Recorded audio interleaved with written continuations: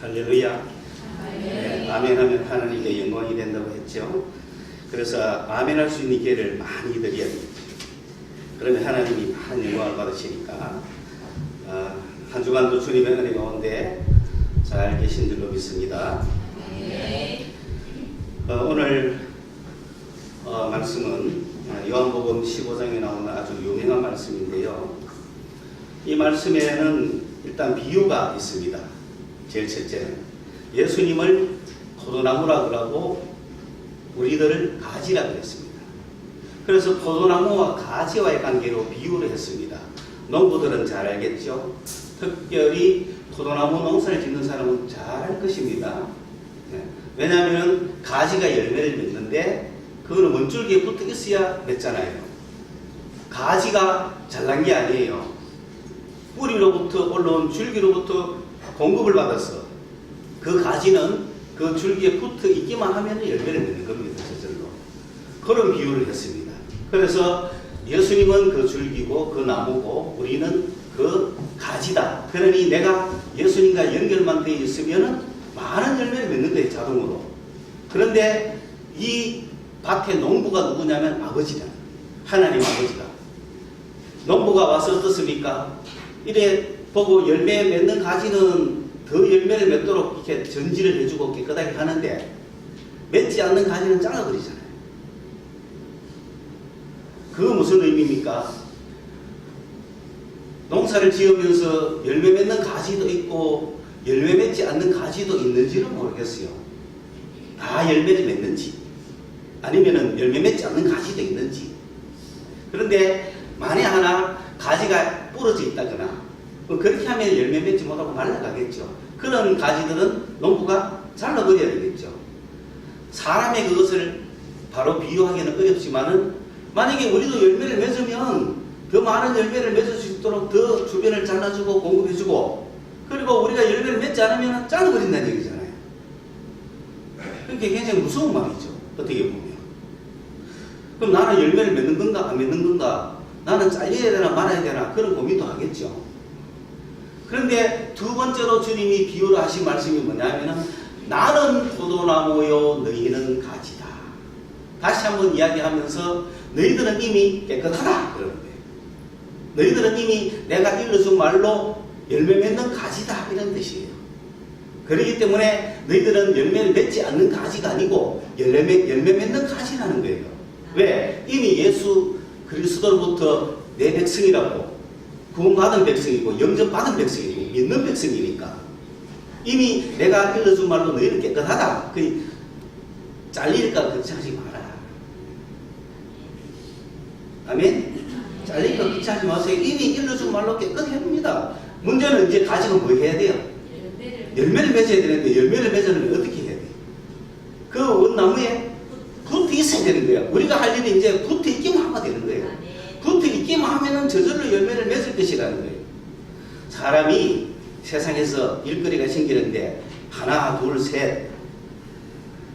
보통 사람들은 일거리 하나만 생겨도 그 일거리 때문에 끙끙 앓고 엎어지고 자빠지고 하더라고요.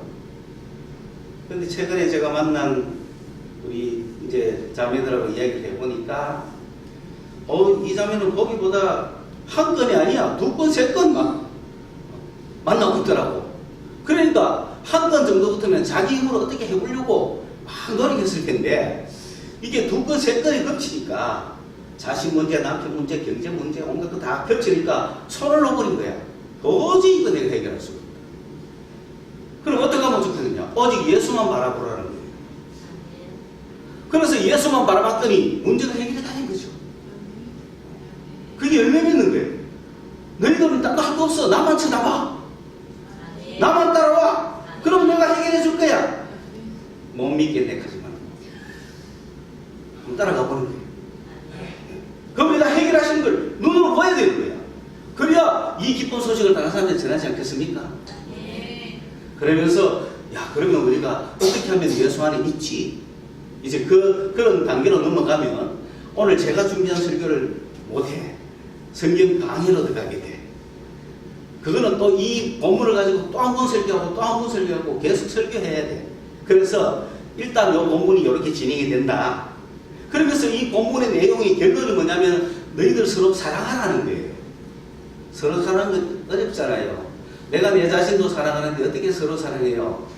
만에 하나 내가 사랑하는 남편, 사랑하는 아내, 사랑하는 자식, 사랑하는 친구 같으면 사랑할 수 있지만 정도 안 가고 어떻게 사랑해요? 서로 사랑하라고. 아이고 대뜸 소리. 근데 주님은 사랑하라는 결론을 내면서 우리가 반드시 사랑할 수 있다고 말해주는 거예요. 그 비결을 이 본문에서는 이야기를 하고 있지만 오늘 제가 목표가 여러분에게 사랑하라고 하는 주님의 말씀을 전해주는 것이지 여러분을 사랑하게 만드는 것까지는 아니야. 그냥 그대로 미워하고 계세요. 괜찮아. 일단은 주님의 명령은 서로 사랑하라는 그게 우리의 목표야. 기본은. 그러나 그 목표를 주님의 능력으로 반드시 달성시킬 거예요. 지금은 이런 오늘 요한복음 15장의 본문이 이런 것을 목표하고 있다 하는 이야기를 지금 잡는 거예요. 자, 그러면서 이제 이 서로 사랑하라는 결론을 냈는데 사실은 이 본문을 가장 많이 사용해서 복음을 전하시는 분이 빌리 그레이엄 목사입니다. 그분이 2월 21일 날 99세로 별세를 하셨습니다. 100세까지 사신 거죠. 그런데 이제 그 빌리 그레이엄 목사님은 바로 에반젤리스트였습니다. 에반젤리스트가 뭐냐? 에반젤리스트라는 것은 아주 기쁜 소식을 전하는 사람 이런 뜻이에요. 그래서 최근에 제가 미국에서 있으면서 뭐 연구하면서 이렇게 인터넷 들어가서 에반젤리스트를 한번 쳐보니까 놀랍게도 직업의 에반젤리스트가 있어요. 마이크로소프트사의 에반젤리스트가 있어요. 애플사의 에반젤리스트가 있어요. 그건 뭐냐? 한 20년도 전에 우리 둘째 형님이 설날 우리 가족들이 사촌까지 다 모인 대가족이 모인 곳에 요만한 가방을 다 들고 와서 마치 폼이 전도사 폼이더라고요. 근데 이제 그때 IMF가 터져가지고 실직을 하고 있었던 상황이라 그 얼마 후에 이제 나타난 설날이었으니까 와서 굉장히 들떠있고 상기된 모습이었어요. 그러면서 설명을 하기 시작합니다. 이야, 정말 우리 인생에 도움이 되는 우리 생활에 필요한 친환경적이고 아주 멋있는 그런 상품이 있다는 거예요. 그런데 문제는 이 상품이 문제가 되고 이런 가장 인간에게 유익한 상품을 유통하는 새로운 구조가 생겼다는 거죠. 이것은 점포도 필요 없기 때문에 그 판매에서 나오는 수익을 우리가 다 가질 수 있다는 거예요. 그래서 이것이 쌓이고 쌓이면 실버 멤버, 골드 멤버가 된다. 그러면서 팜플렛을 가져왔는데 골드 멤버가 되면은 이런 삶을 산다 아니야. 그런데 보니까 막 휴양지에서 세계적인 여행을 하면서 팜플렛이에요. 얼마나 들뜨있는지 인생에 놀라운 걸 밝히는 거예요. 그러면서 나중에 이제 그걸 다 이렇게 가방에 넣어가지고 나는 이거 평생 전도할 거야. 에반젤리스트 전도자. 그걸 에반젤리스트. 좋은 거를 생각하는 거야. 마이크로소프트를 알리는 사람, 애플사를 알리는 거죠. 뭔가 나오면 알리는 역할을 하는 사람을 에반젤리스트. 그래서 내가 어느 삼성의 에반젤리스트다. 그러면은 삼성에 향하여 어떤 고객이 오거나 무슨 소비자 무슨 신청을 하거나 하면 모든 것을 다 선전해 줄 수 있고 해결해 줄 수 있는 사람을 에반젤리스트. 그래서 그때 우리 집안이 3대째 예수 믿는 집안인데 우리 형님이 복음을 저렇게 전도하러 다녔으면 얼마나 좋을까. 그거는 생각을 했어요. 형님의 그런 모습은 처음 봤거든요. 우리 형님은 좀 반짝하는 끼가 있는 모양이에요. 1974년도에 민족복음운동 여의도 광장에서 그거 할 때 시골 청년으로서 뽑혀가지고 그것까지 갔거든요. 거기서 전도훈련 받고 10단계 전도훈련, CCC 전도훈련 막 받아와가지고 그거대로 그 몇 년을 더 총원에 와서 사형리를 전하고 당신을 향하여 하나님은 놀라운 계획을 가지고 계십니다부터 막 했는데 좀 하다 치우더라고요. 에반젤리스트 되려면 그게 생명을 걸어야 돼요. 그래야 성공합니다. 그것이 나고 내가 그것이 돼. 나는 가는 곳마다 그것 자체다. 그걸 전해야 되는 거예요. 근데 이런 에반젤리스트는 용어 자체는 바로 이 좋은 소식이라는 뜻이잖아요. 요한겔리온인데 굿뉴스라는 뜻이에요. 그러면 전 세계에서 인류 역사상 이 좋은 소식을 막 전하는 사람, 이 좋은 소식을 전하던 시대가 언제였느냐? 그 좋은 소식을 전하는 사람을 에반젤리스트라고 그러는데 인류의 역사에서 어느 것이 좋은 소식일까요? 전 인류에게 미칠 복음의 소식이 뭐냐? 우리 한민족이 이 땅에서 5,000년의 역사를 가지고 살았는데 복음이 있습니까? 기쁜 소식을 갖고 전한 적이 있습니까? 어느 민족, 어느 역사에도 복음이라고 복음도 없지만 복음을 전한 예도 없다는 거예요. 그런데 유대 땅 베들레헴에서 태어나신 예수 그리스도가 십자가에서 돌아가신 후에 사흘 만에 부활했을 때 이거는 복음입니까? 이건 엄청난 복음인 거예요. 이건 놀라운 소식인 거예요. 인간이 어떻게 죽었다가 살아날 수 있어요? 정말 까무러칠 소식이잖아요. 그럼 굿뉴스잖아요, 인류에게. 그래서 이 예수가 부활했다는 소식을 막 전하러 가는 것을 에반젤리스트. 인류 역사상, 기독교 역사상 많은 에반젤리스트가 있었겠죠. 그런데 1800년대 말에 미국에는 그런 유명한 에반젤리스트가 있었습니다. 세계적인 에반젤리스트가 있었습니다. 그분은 1899년으로 생애를 마감했지만은 1850년대 이후에 그 후반기를 전 세계를 돌아다니면서 복음을 전하는 에반젤리스트가 있었죠. 세계적인 에반젤리스트 D.L. 무디 선생님.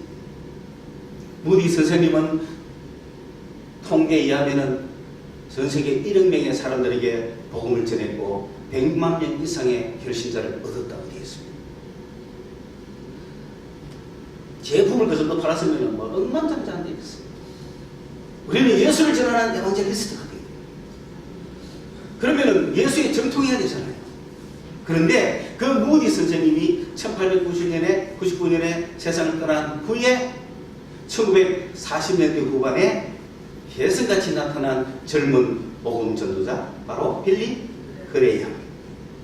그분은 1952년도 전쟁 중에 있는 한국에도 전도를 받고 여러 차례 한국을 오면서 가장 유명한 전도가 1973년도 여의도 광장에서 100만 명이 모였던 전도 집회였어요. 거기서 그분은 불과 30-40분 안에 수많은 사람을 예수 믿게 만드는 놀라운 에반젤리스트였어요. 우리가 어떤 제품을 한 사람에게 설득시키고 팔는데 얼마나 걸릴까요? 그것은 그 사람의 얼만큼 그것이 진정성이 있고 얼만큼 그것에 대한 확신을 가지고 있고 얼만큼 그것을 잘 그 사람이 받아들일 수 있도록 플레이하는 데 따라서 다른 거예요. 잘 소개해줘야 되죠. 성서소망교회는 에반젤리스트가 있을까요? 있습니다. 바로 저 앉아 있습니다. 블로그를 운영하죠. 유튜브에 제 설교를 올리죠. 이게 바로 에반젤리스트가 하는 거예요.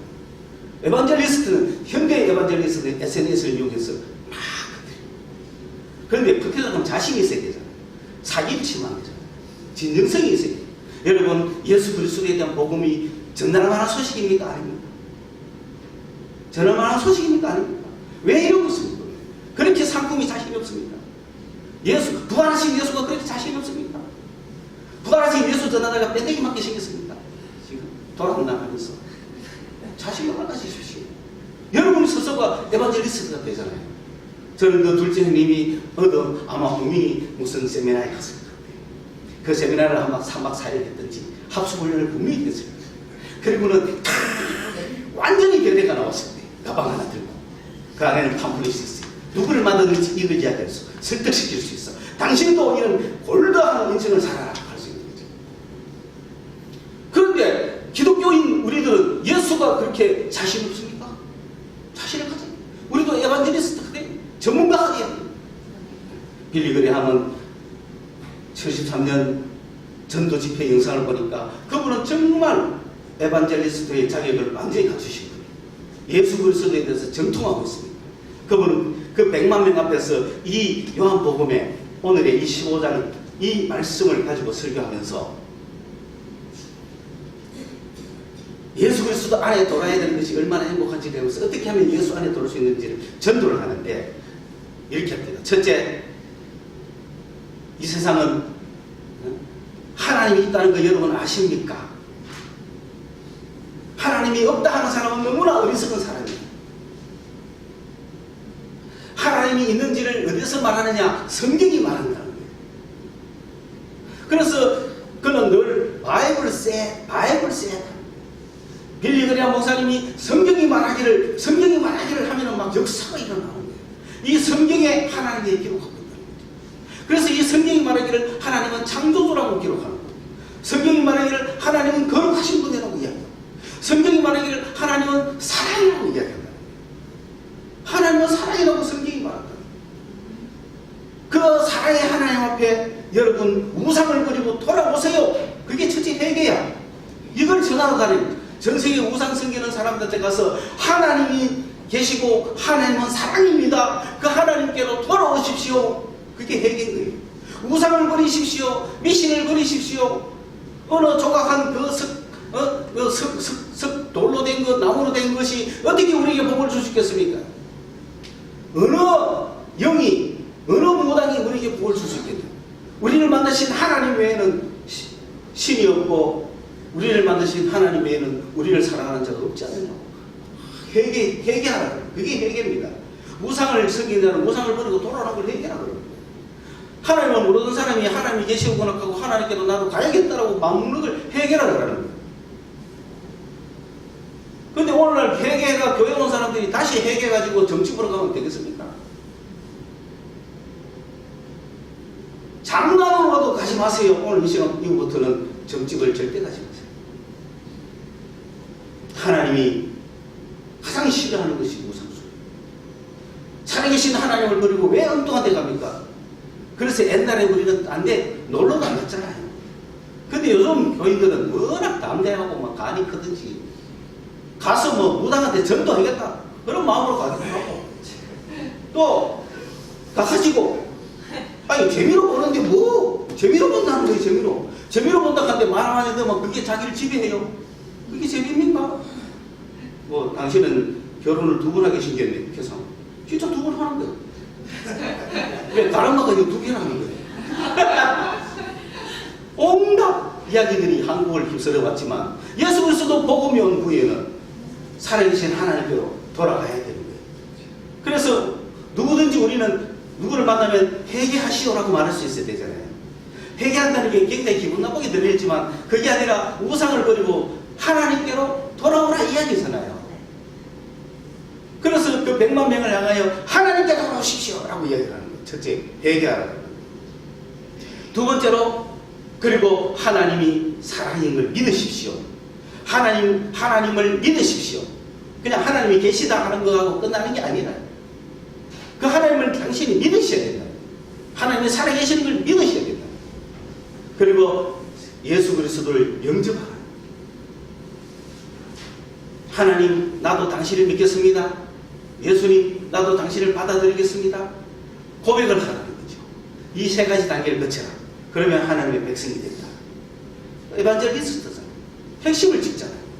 그리고 그렇게 해서 예수를 받아들인 후에는 4가지를 하십시오. 첫째, 성경을 보십시오. 성경에는 하나님의 무한한 사랑이 여기 있고 하나님의 계획이 아니다. 하나님이 어떤 분이신지 알고 있고 인생이 가는 길을 성경이 가르쳐줍니다. 두 번째는 그 하나님께 기도하십시오. 여러분의 모든 문제를 혼자 끙끙거리지 말고 그 하나님께 기도하십시오. 그 살아계신 하나님께 강구하십시오. 그리고 세 번째는 이 하나님을 다른 사람에게 전하십시오. 전도하라. 우리는 교회 와서 권사 좀 되면은 전도해야 된다 생각하죠. 빌리 그레이엄 목사님은 그렇지 않았습니다. 바로 전도하라. 당신이 믿은 예수를 전하라. 다른 사람에게. 그랬을 때 놀라운 적설이 나거든요. 내가 다른 사람한테 예수를 전했을 때 나도 확실해지고 상대도 믿게 되고 하나님이 기뻐하시고 그 기쁨이 나에게도 오고 내 인생이 희망으로 가득 찰 수 있다는 거죠. 그리고 네 번째로 교회에 나와서 봉사하십시오.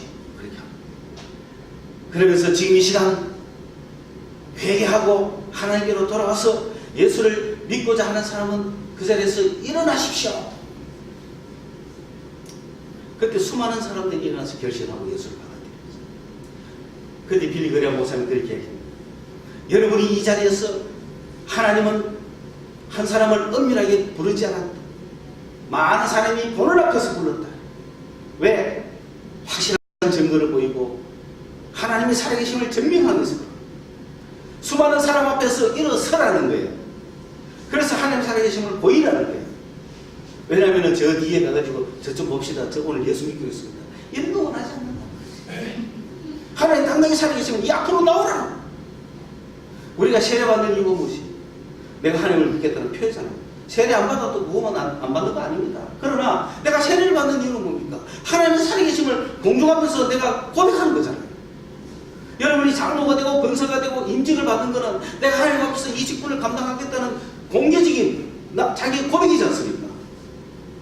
그런데 어느 사람이 어느 날 가가지고 나 권사입니다 하는데 언제 어디서 권사 되었어요? 모르면 어떡하겠어요? 아무도 모르게 권사만 되고 싶습니까? 공중 앞에서 투표를 받아가지고 권사가 되기 위해서 나와서 임직을 받을 때 수많은 사람이 아, 저 사람 권사가 됐구나. 그래, 내가 권사로서 삶을 살겠다. 표현을 한 거 아니에요. 그 자체가 증거라는 거예요. 물론 여러분이 오늘날 특히 우리 교회 이렇게 나오는 것 자체도 여러분이 예수 믿는다는 증거죠, 사실은. 일종의 증거입니다. 그러나 여기서 정말 나도 그 하나님을 믿고 나도 회개하고 나도 하나님의 백성이 되고 나도 그 하나님의 통치 속에 들어가야겠다.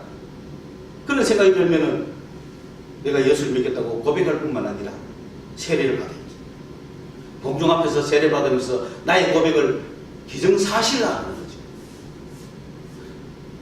우리 교회도 이제 4월 첫째 주일날 부활주일이 되면 성찬식을 할 겁니다. 여러분과 성찬을 한 지가 너무 오래됐지만 그 성찬을 통해서 주님의 임재하심을 우리는 느낄 것입니다. 그리고 그 자리에 참여할 수 있도록 우리 교회 성찬, 우리 교회 세례는요 뭐 그렇게 까다롭지 않습니다. 예수를 스스로 고백만 하면은 그 자리에서 줍니다. 멈출 이유가 없는 거예요. 그래서 아 내가 예수를 믿고 싶은데 다른 사람 눈치가 보인다. 그럼 좀 더 기다려야 돼요. 그럼 주님은 정확하게 증거를 할 때 주님의 역사가 확실히 오는 거예요. 더듬어 주님은 뒷거래를 안 하시는 거예요. 그래서 이런 설교를 이제 빌리 그레이엄 목사님은 어디 가든지 하기 때문에 에반젤리스트가 되는 거죠. 여러분도 오늘 이거 메모하시고 에반젤리스트가 되십시오. 한 명에게 내가 보세요. 네 지금 오늘 절에 갔냐? 오늘 저 우상 숨겼냐? 네 오늘 정치로 갔냐? 하나님이 있는 거 믿나? 회개를 시키라. 하나님께로 마음을 돌이키라. 그리고 하나님을 믿으라 그러고 믿으면 예수를 받아들이라 그러고 그리고는 성경을 보라 그러고 그리고 기도하라 그러고 그리고 전도하라 그러고 교회 조사하라. 이런 단계로 빌리 그레이엄 목사님은 한 세기를 이끄셨습니다. 그분이 이제 위대한 20세기, 21세기의 에반젤리스트 무디 선생님을 이어서 세계적인 에반젤리스트였던 빌리 그레이엄 목사님이 이제 2월 달에 세상을 떠났습니다. 이제 3월부터는 또 누가 다음 세기를 이끌 에반젤리스트가 나와야 되겠습니다. 한국에서 나오기를 바랍니다. 한국말로 하는 사람이 나오기를 바랍니다. 한국말로 막 복음을 전할 때 자기 나라 말로 막 통역을 하는 사람이 나오기를 바랍니다. 물론 한국에도 위대한 에반젤리스트가 있다고 저는 봅니다. 세계적으로 복음을 전한 분이 계신다고 봅니다. 그러나 다시금 한국을 새롭게 하고 전 세계를 새롭게 할 에반젤리스트가 복음 전도자 얼마나 아름다운 이름입니다. 그래서 여러분의 명함에 에반젤리스트 새깁니다. 마이크로소프트하고 문제가 안 됩니다. 애플하고 문제가 안 되는 하나님의 나라의 에반젤리스트 명함에 탁 새겨드리고 싶습니다. 당신 직업이 뭡니까? 에반젤리스트입니다.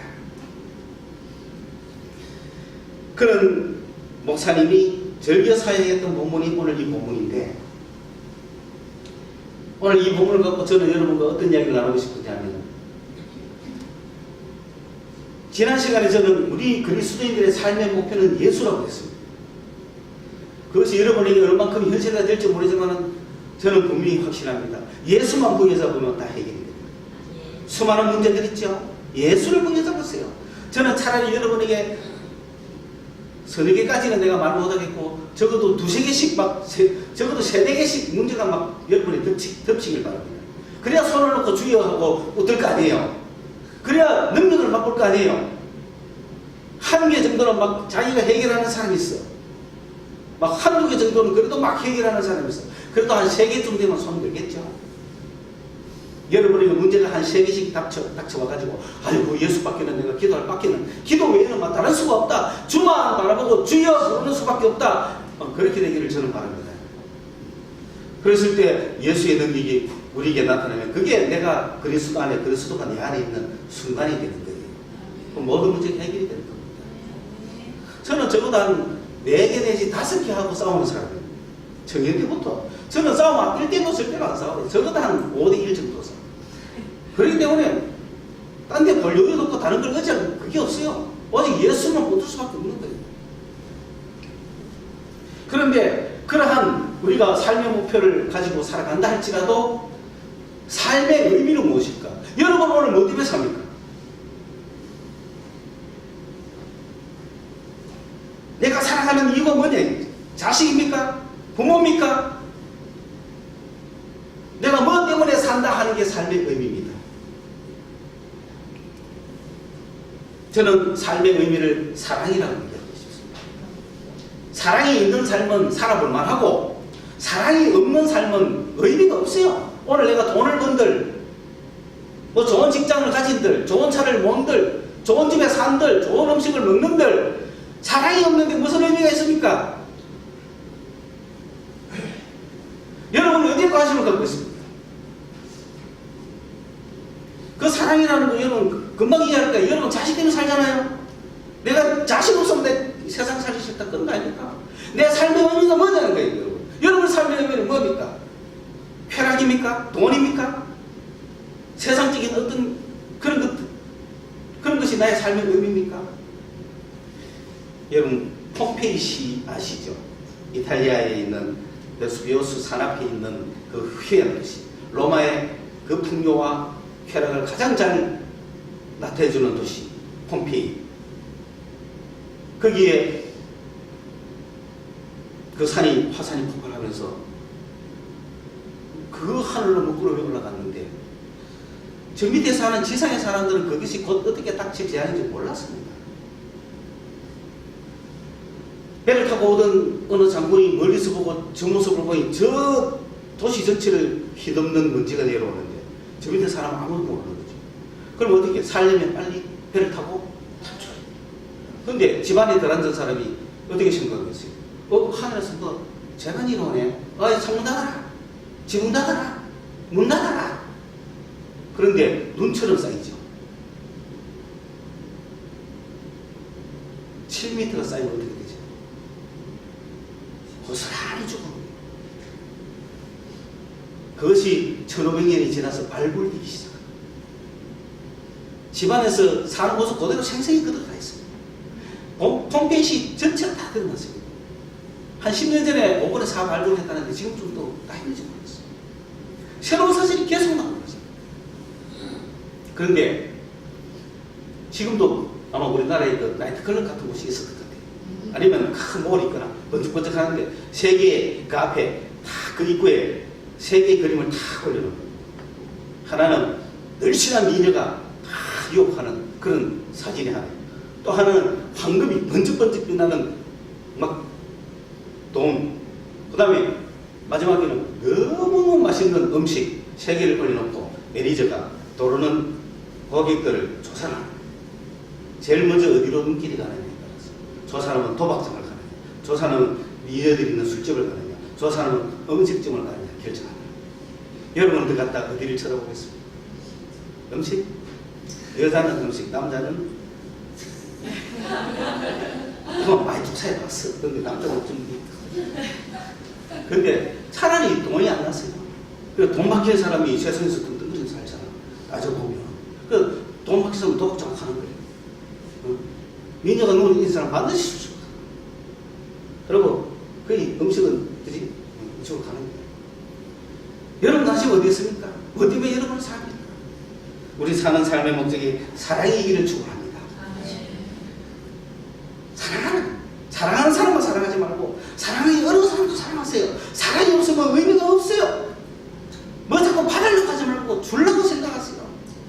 사랑 받으려고 생각하지 말고 주려고 생각하세요. 그게 삶의 의미라. 사랑 빼보세요. 삶의 의미가 없어. 갑자기 내 사랑하는 사람이 떠나가면은 밥맛이 있어요, 돈 벌 맛이 있어요, 사업을 맛이 있어요. 아무것도 없잖아요.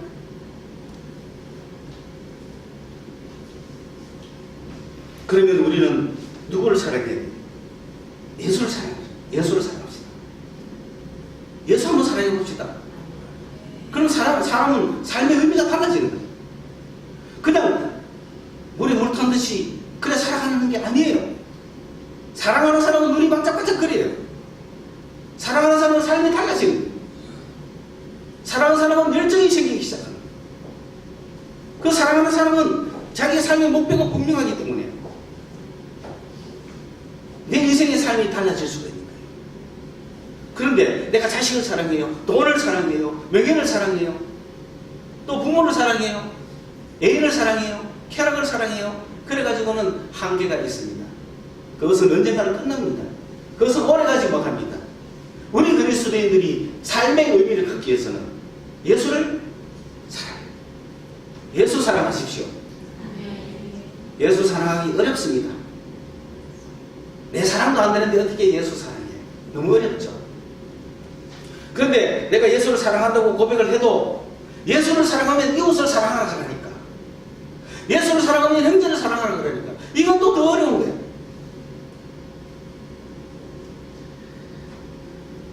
그런데 그것을 가능하게 해주는 분이 성령이시죠. 하나님의 성령이 우리에게 있기 때문에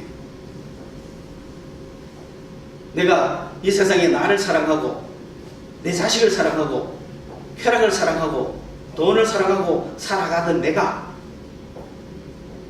그것이 삶의 의미가 되다가 여러분 정의가 사람을 못 살리잖아요. 오늘날 대한민국에 정의를 거의 많이 합니다. 근데 그 정의를 이루지 못한 사람 다 죽어야 되잖아요. 그럼 막 죽잖아요. 왜 생을 포기합니까? 삶의 의미가 도대체 뭐였습니까? 뭐 때문에 살았습니까? 명예를 위해서 살았습니까? 자기 가정을 생각하고 자기 자녀들을 생각했다면 그런 선택을 할 수 있습니까? 평소 자기 삶의 의미가 뭐였습니까?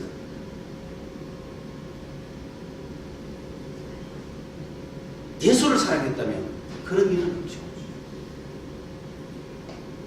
그래서 예수 믿는 사람은 삶의 의미가 예수를 사랑하는 데 있어요. 예수를 사랑하지 않으면 교회 나오는 것도 의미가 없어요. 예수를 사랑하지 않으면 믿는 게 뭔 의미가 있어요? 무엇을 위해서 돈을 벌며 무엇을 위해서는 살아갑니까? 저는 예수 사랑하지 않았으면 저는 세상에 있기 싫은 사람이었어요. 예수 때문에 제가 세상에 있는 거예요. 예수를 사랑하기 때문에 내가 세상에 있는 거예요.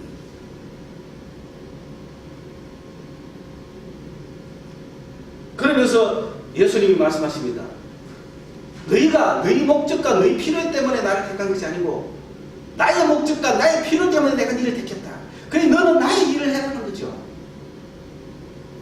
그 당신의 일이 뭡니까? 당신을 사랑하는 거예요. 예수를 사랑하면 예수의 계명을 지켜야 되고 예수의 계명을 지키면 그거는 서로 사랑하라는 거야. 그래서 아이고 도저히 어려워요. 너무 못하겠어요. 그런데 서로 사랑하려고 보니까 힘들어요. 그런데 예수를 사랑하면 사랑할 수 있겠어요. 그렇죠? 예수를 사랑하면 사랑할 수 있겠어. 근데 예수를 사랑하니까 예수보다 어디가 좋아요? 세상이 좋아. 그 솔직한 고백이에요. 예수보다 세상이 좋아. 돈이 좋아.